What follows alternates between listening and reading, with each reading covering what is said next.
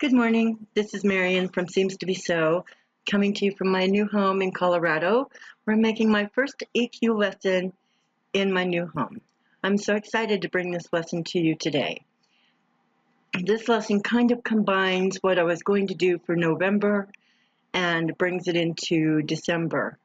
But first we're going to start by showing you just some little tips and hints about drawing and how I get an image to a pattern. So, excuse my cell phone if you should hear it in the background. I'm not used to having those. You might also hear the heater, and I'm sorry, it's a little cold here today, so I have the heater running as well. Okay, so let's get started. I'm going to first bring in an image to Electric Quilt. And before I do that, I wanted to share with you some of the things that are important to me for Electric Quilt to be open. There are some things when you open EQ, especially if you're opening it for the very first time, that you won't see in the same work table that I am. I am currently using the new block patch draw motif, and I use this to draw with probably 99.5% of the time. It's extremely rare for me to use the others because they involve piecing, and so unless I'm going to create a pieced block or part of the block is pieced, I never use them. I always draw motifs. And what happens with motifs is when you open Sketchbook, they don't show up here on the blocks. They show up here on the Motifs tab. They do not show up here in the stencils either. So you're always going to click the Motifs tab in order to see motifs. Motifs traditionally do not have a background when you're creating them. I like this because once I go into the layout, I'm going to be putting those motifs onto a quilt square or a background of some sort, and you can build that in the custom layout. So that's why I choose to build motifs over creating a applique square which already has the background. When you do that, when you have the background and you're using the other layouts for your block, you are going to get the great big square that it's going to produce when you produce your pattern. And I don't see the point in that. If I know I need a 12.5-inch square, why do I need to have a printout of a 12.5-inch square? So I never produce background squares in my patterns. I just let people know the size that they're going to need for their pattern in that background, because it's pretty easy to just cut a 12.5-inch square or 9.5 or whatever size that square is you need. So I thought I would just run over those little things. Now the other thing is that you're not going to have all these icons showing that I have showing. And it's going to be good for you to learn what you like and what you don't like. When you first open Electric Quilt, you might want to come here to this little, this little thing that's at the very bottom and choose Add Remove Buttons. As you can see, I have many of these checked, but by default, several of these are not, like the brush stroke isn't. I don't think the ellipse or the rectangle are either. And you can see how much that gets reduced when you don't have these checked. So you want to have these checked, or at least what you use most often. I use these. I don't really use the swath very much because the swath is like a flying geese type of, it does the same thing as the brush stroke, but instead it produces flying geese. And I don't use that very often. If I ever needed it, I know it's there and I can add it. It's the same over here with your table up here, your menu icons up here. You can also add to those also. And you just right click and choose Add Remove Buttons. And there are a bunch of things here that don't show up. I don't remember at this point because I pretty much always put everything back on when I reset my defaults and such. Sometimes I will do that just to try and clean things up in Electric Quilt. But for the most part, I don't ever have to reset it. Once you set them, they will show up every time you open Electric Quilt. Okay, now the same goes with the color tab. When you have the color tab over here, you also have options here. Every single layout has these options. It's the same in custom layout, it's the same in AQ stitch, it's the same in the work table for working on a quilt, it's the same for stitching. I think this is AQ stitch, and it's the same for the work on image table. You have options that you can add or remove if you don't ever use them. So it's a good thing to keep that in mind. Most of the time I'm working on the block work tables and the quilt work tables, and that's it for me. That's all I really use in electric quilt, and sometimes I veer off and do other things, but for the most part this is where I stay. So when you work with a motif, you can either just start drawing. If you're good at drawing, this would be where you would do it at. You wouldn't need an image like I do. I kind of need an image to help me out. And so I use artwork that I've purchased or that is in the public arena for you to just download and use. The artwork I'm going to use today is from Trina Clark. She's at digiscrapskits.com, and I'll put that link on my website. And what I did to get this was I went to block, I went to import image for tracing, and I was already in this folder, but as you can see I have many folders to choose from, and so I would have just scrolled to the folder I needed and then picked the image I needed. I don't usually work with JPEGs, but I'll show you quickly why. It will say EQ7 modified the bits per pixel to display this image, and then it turns this black. And it's really hard to see this when you are working with this. Sometimes it's easier, but not so much. So I don't ever work with PNGs. If I have only PNG files, I convert them to JPEGs beforehand. So consequently, I want to open this in a JPEG. And this came in both formats. Trina always provides both formats. So I open this in JPEG. And as you can see, it leaves this the white background. When we had this open in the PNG before, we couldn't see the lettering because it was in the black part. So you would have lost that part of your artwork. And I don't ever really change the sizes or anything like that. I leave everything as it should be. I've never thought to change the units. I guess I could do that, but for the most part, I just kind of leave everything here and I do OK. Then you can see where it says click inside, fit, click equals inside fit, shift plus click outside fit, or drag to place image. I just place it. I just click and that's that. And it shows up. And this is where I can resize it, I can lighten it up, I can darken it up, I can get it ready for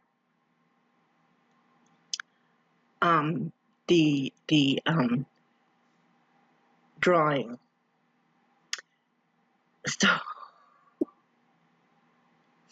So anyway, I'm sorry. So anyway, as you can see here, the image at the top and the bottom is right on the line of your artwork here, or your drawing board here. But on the sides, it comes in about 3/4 of an inch on each side. And I don't know why it does that. I guess it's based on the size of the image, but I just pull these right over to the edge. Now, I don't like them to be right on the edge. It's very rare that I'll put an image right on the edge, but I do like them to be about 1/8 of an inch in from the edge or the sides. So you're just pulling on these little squares that are here. And I do the same for the top. I also bring that down and I do it at the bottom. And I guess that's because of this little thing with EQ. It has a problem with if you go outside of these lines and you're drawing outside of these lines, it starts to have a problem with the software itself, and you can end up having a non-responding error, or I forget what the other error is because I don't get it very often, but that's because I don't come outside of these lines when I'm drawing.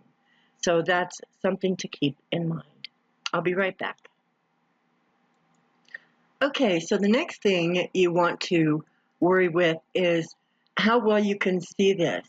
You want to be able to see your image, but when you go to the Applique tab, it's going to lighten it up just a little bit, but it's still all there.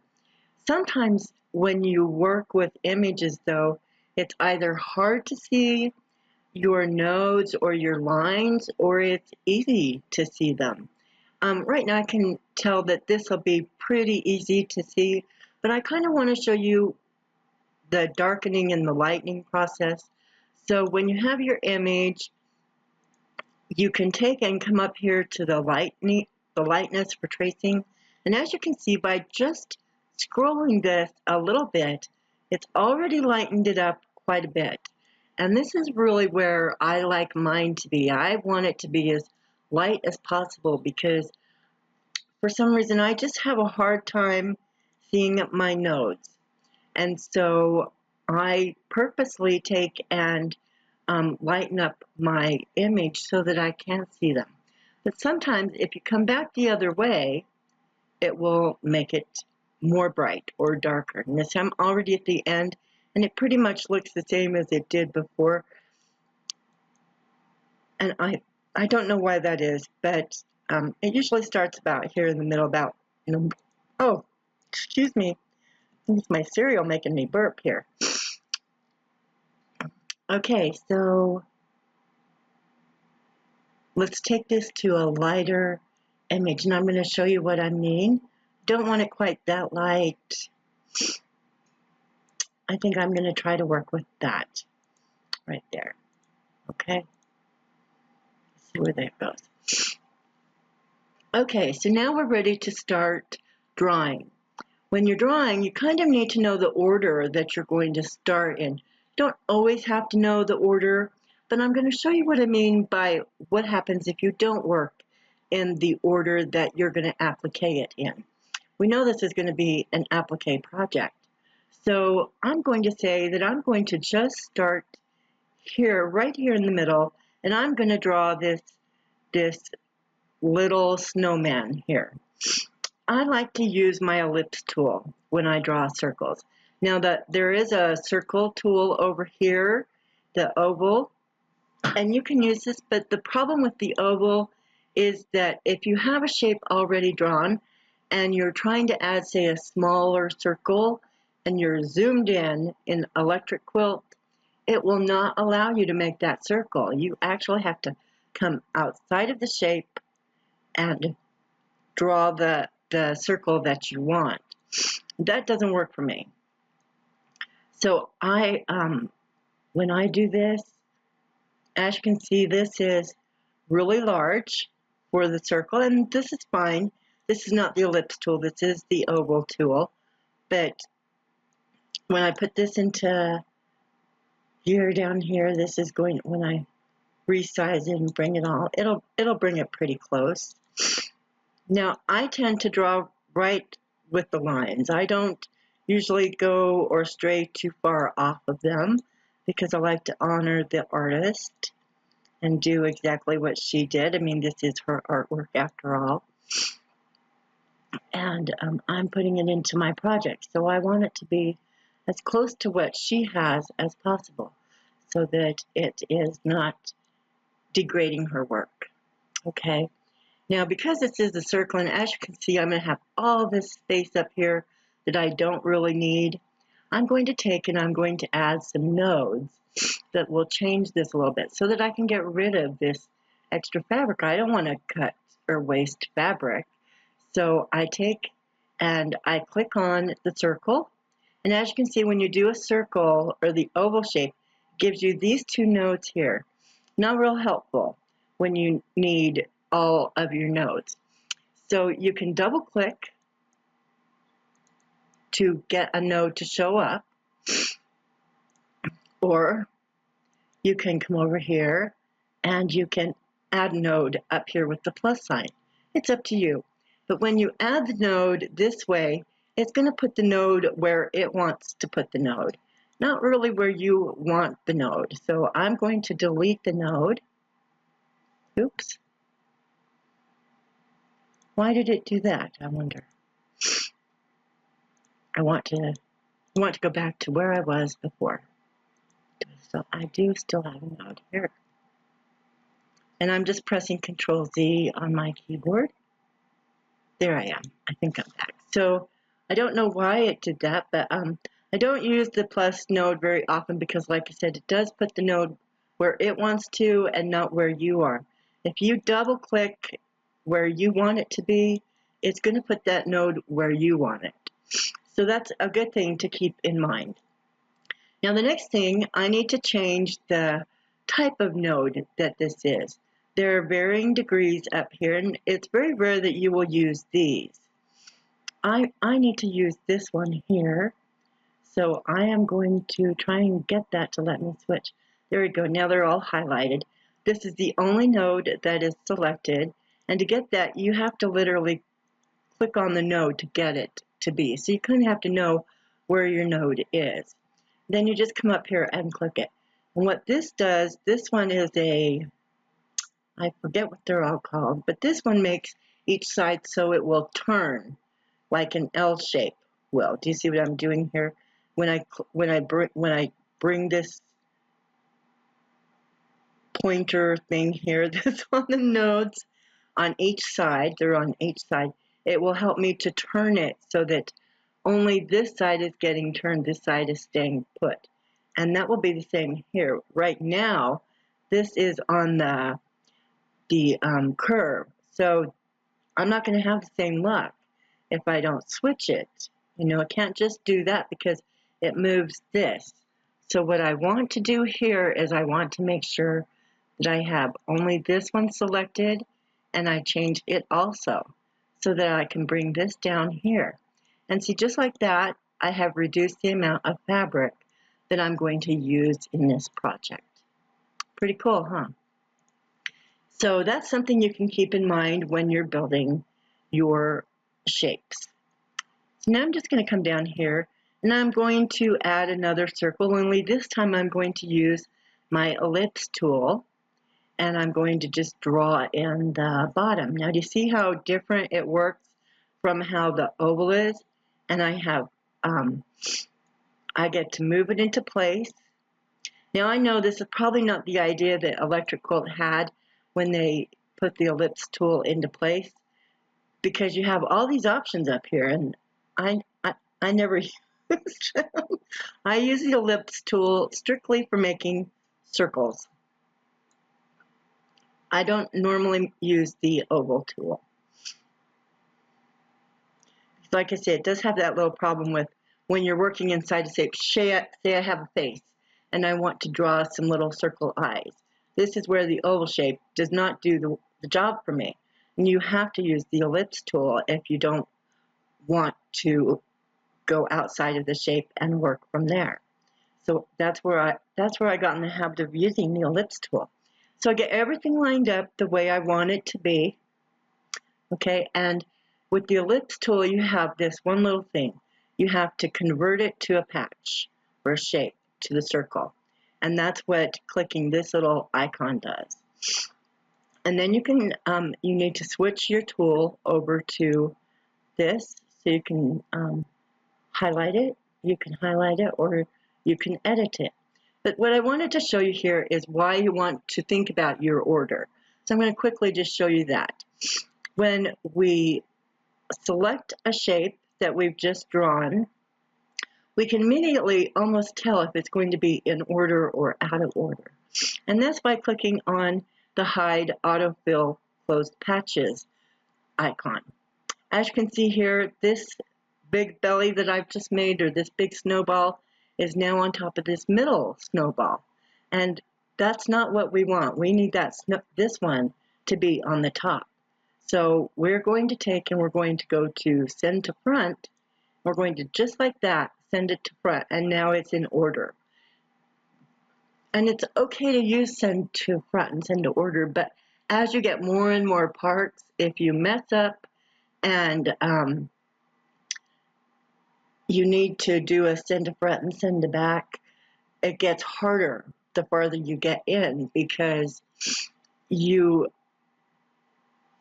inevitably will have to do several parts to get something sent to the back or sent to the front.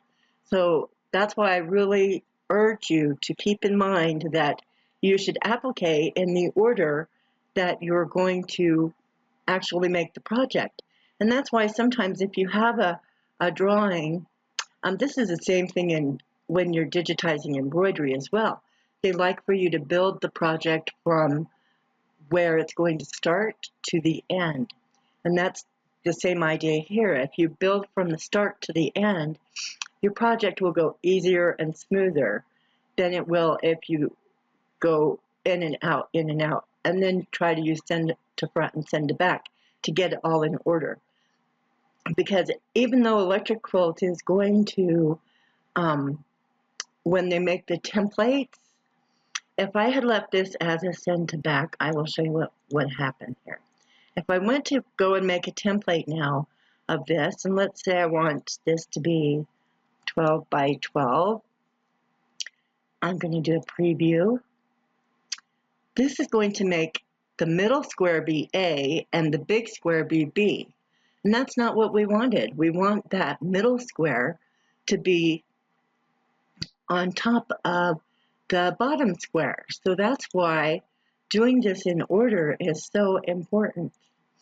And you want this on the top. So, I mean, it just looks proper. You know? I mean, it's no, I guess the bottom could be on the top, but it would just look odd. So when I switch this now, the bottom is A and the middle is B, as it should be. So you want to keep that in mind when you are doing that, because once you make your templates, you want everything to be in order so that when you print them and you cut them out, you don't have to go back and fix something because it's not in order of what you wanted. So that's why I really encourage you to think about the order when you're drawing shapes. So when you need to turn this off, you need to select a shape. It only works for one shape. Just click one shape. It can even be an outline. It just needs to select one shape, not the whole shape. If I do that, you see it won't show up. So that's why I need just one shape to undo it. And it's the same thing when you create the autofill, just one shape. Okay? So I'd like you to keep those things in mind when you're using autofill. When I first started with EQ, I would switch back and forth from applique to the color tab. And I have videos that actually show me doing that. But that's how different I work now compared to how I worked 3.5 years ago when I started using electric quilt. So it's funny because I couldn't ever imagine using autofill when I loved the color tab, but I quickly realized that if you use the color tab, you cannot edit something with your Control Z or edit undo. You have to redo it manually if you use the color tab. But if you use the autofill tab and you need to undo something, you can. So you can keep that in mind as well. So let's move on. I'll be right back. Work with the ellipse tool and you've created a circle, then you go and you edit it. You have 4 nodes instead of where with the circle tool I only had the 2 nodes, the one that was down here and the one was kind of up here. I now have the 4 nodes, and that's also another reason why I like the ellipse tool, because it gives me those 4 nodes. Now I'm coming in here and I'm going to do the same thing that I did before, where I click and I make another node and I want it to change to this. I'm going to do that over here, and I'm going to change that also, and then I'm going to go here and here. Well, what about this node? Well, I don't really need this node, so I can just delete it, and look, now I've saved myself that space. And it hasn't changed anything with the order of things and how things go. This middle one is still on the top. So it's okay that you can go ahead and draw your shapes into place and get them all ready, get them in order. You can always come back and edit, and they will stay in the order that they should be. So I'm going to go ahead and finish drawing a bit more of this snowman because I want to show you another trick, and then I'll be right back. Okay, so we're back with 3 of the snowman. The snowballs are put in place so that I can show you how to create this as all one object. When you draw things like this, sometimes you want to make things as easy as possible for yourself. And well, I don't know that I would necessarily do this always for a snowman. Sometimes when you want some, especially when you have lots of layers, you don't want to have all these themes going on. Or maybe you want to do a lot of embroidery or that kind of thing. When you're doing your applique stitch around here, you could bring it all the way in over here so it looks consistent. So that's what I'm going to show you here, is taking and creating this all into one object. As you can see right now, this is how it looks. And that's good. There's nothing wrong with that. But when you stitch this here, you're going to stitch here, and then here, and then all the way around here. You may stitch coming all the way around anyway, just because you do need to close this up. But what if you didn't have to close it up and you just wanted to do a little line across it to emphasize the ball? Well, that's what I'm going to show you how to do now. And I'm not going to say that this is done with every project. When I wouldn't necessarily do this with snowmen, but when I created the clock for the 12 Days of Christmas Village, I did it then because the clock really could be all one piece since the whole project was in that one color. And that's where this is really good in that respect. Now, when you do stuff like this, you want to get in really close because you'll be adding more nodes, and you don't need to add any more nodes than you actually want, okay? So here I've added this node. I'm going to move this out of the way so I can add a node right here. And so I double click, and there's my node there. Now I need to break these nodes, so I'm going to click this node. I'm going to break it here. And I'm going to pull this one back because this is not the one I'm going to be needing. And then I'm going to take and I'm going to do the same thing here. I'm going to break this node, and this one's going to come up and come out of the way. Then I'm going to take and I'm going to bring this node over here so it meets with the other node. And as you can see, while it's not all one shape just yet, when I do click this, this is what I get. Nothing. And that's because the shapes are not combined fully yet. We have 2 separate shapes still, and that's where Electric Quilt thinks it's 2 separate shapes. So we need to take and do the same thing here. We're going to break this node, then we're going to pull this out of the way.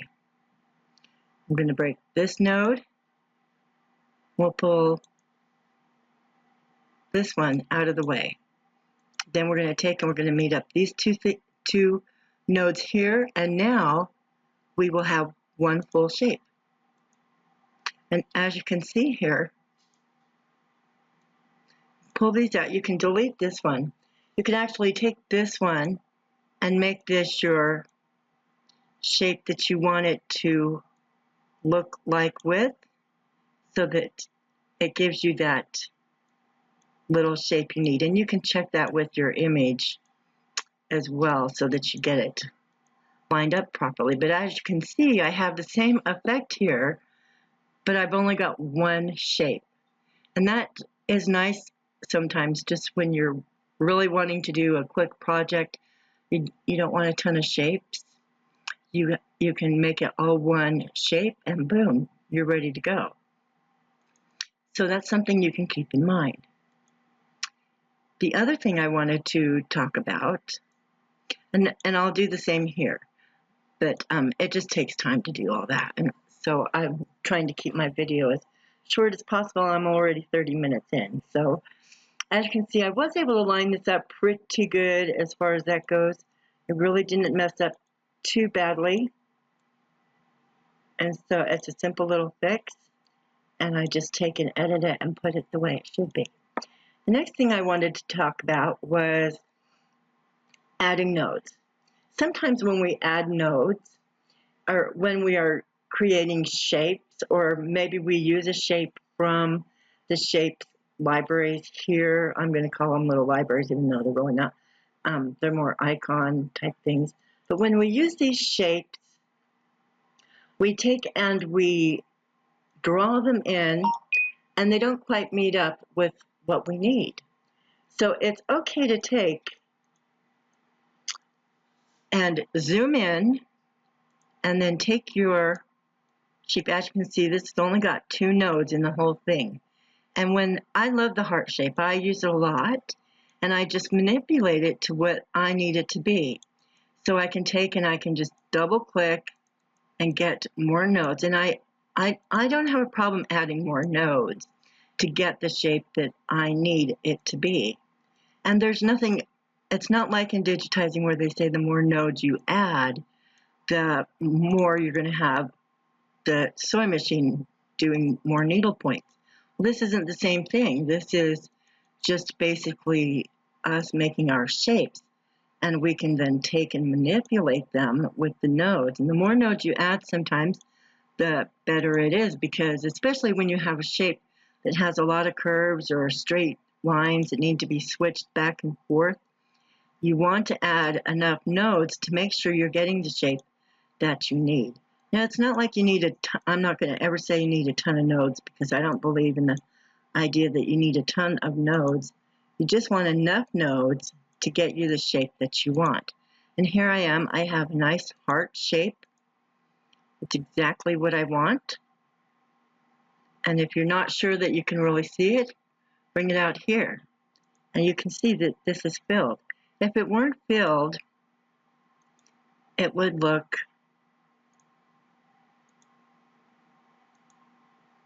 like this.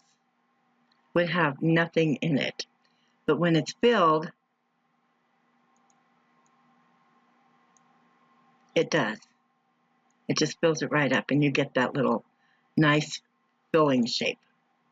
Okay, and that's how you know the difference, because there's many times when we draw some. This is a shape, though, that was already created, so it's an automatic fill. And I'll show you. When I draw it, it automatically fills if my autofill is turned on. So there was no way it wasn't going to be okay. Okay, so now let's talk about lining things up. Be right back. I'm going to draw a shape in this image that needs to be lined up, and I will show you some tips about lining up. Be back in a few minutes. Okay, so we were just talking about the hearts. Since I need 3 of them, I can come up here to the duplicating tool. I don't do this ever until I have the first one the way I want it to be. It's all shaped, it's ready to go, it's pretty much done. So then I will take and I will duplicate them if they are needed. That way I don't have to draw them or fuss with them again to get them right. They just will line right up and go where they need to go. I use the duplicating tool a lot to draw with because it's handy and it does exactly what you need it to. Sometimes you can use the duplicating tool and then you can use the flip left and right because you want it to mirror, and it does that well also. So now I want to talk to you about lining up shapes that have to line up on another line. This can be difficult to do. It's not one of my favorite parts of drawing, but it's something that you know you need to do. And so here are some of the tips I use. When I draw, I don't necessarily always follow the lines. I think that's slow to do. I usually will will draw around the shape, like as you can see I've done here, and this is what I end up with. And I'm perfectly fine with that. I will get all my shapes drawn and I'll be ready to go to finish this area. And I don't do it like the whole drawing this way, but I will do an area, then I will come back and I will put everything into place. Now before this shape needs to go in place, we have a little object that does need to be dealt with. We have a lining piece, an outline that needs to come across here. It really could be done afterwards.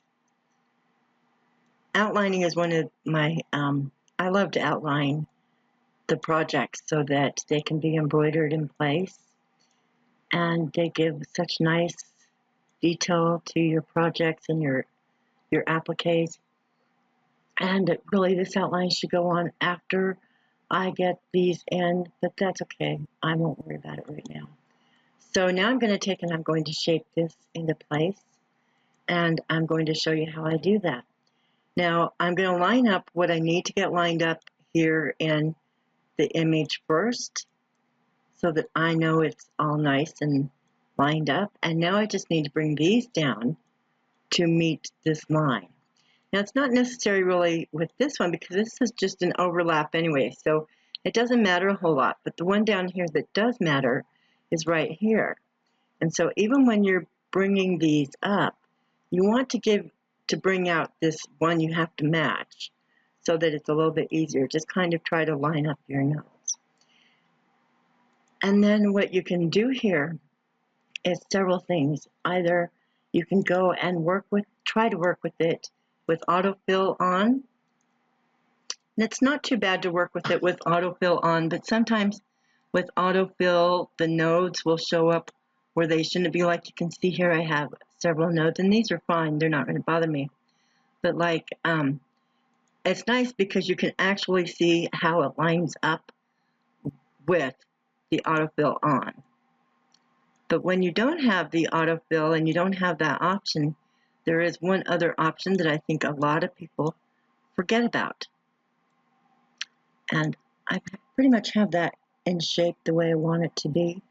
So I'm going to show you if I had to line this up here, and then I'm going to show you what I would do otherwise if I didn't have autofill, or I couldn't use autofill because it wasn't working for me. Because sometimes autofill is not that perfect, because when you're trying to edit, it will show you nodes that you don't want. So that's why autofill is not always the right option to use. So I'm going to pull this over here with another node because I want that to stay in place.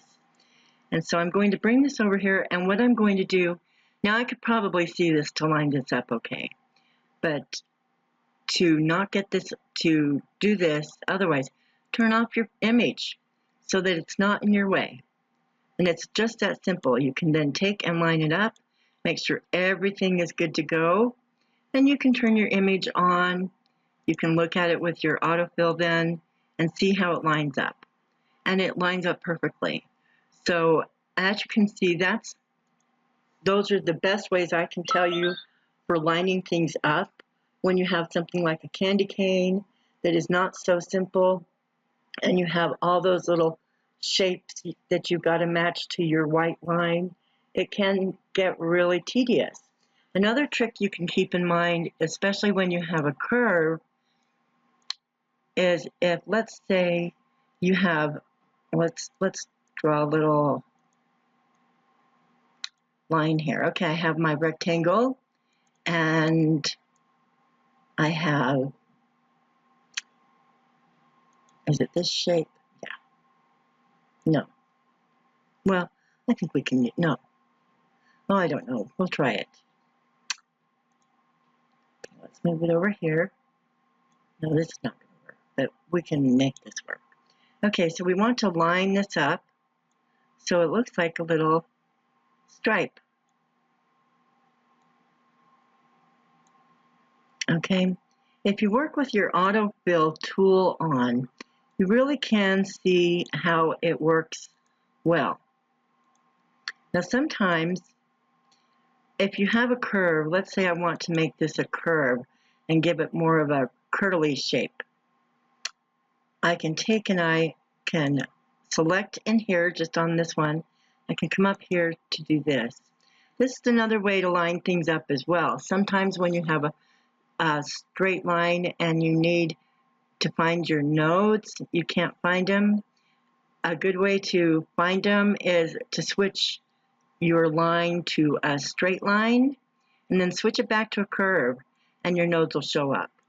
When it's a straight line, you don't get any nodes because there's nothing there to change. It's a straight line. But when you have curves, you get nodes on each side. Now these are straight, so you're not going to get nodes on this side either. You're just going to have them, these little pointy things, to help you get your curve. Okay, so that's the thing to keep in mind too. It's a fun little trick that I use quite often, because sometimes when my image is too dark, I don't want to go over and change the lightness. I will just simply change this to straight and then to a curve, and that's how that works. So as you can see, this is all nice and lined up, and it looks good, and it will work well as a candy cane. That's how you can get those shapes to line up really nicely. Okay, I'll be right back. Okay, so that ends our lesson for today. I hope you've enjoyed this lesson on 10 tips I have for you in EQ for drawing. And I think I probably shared a few more than 10 tips, but that's just the process of how things go. I hope I'll be back soon again with another lesson for you.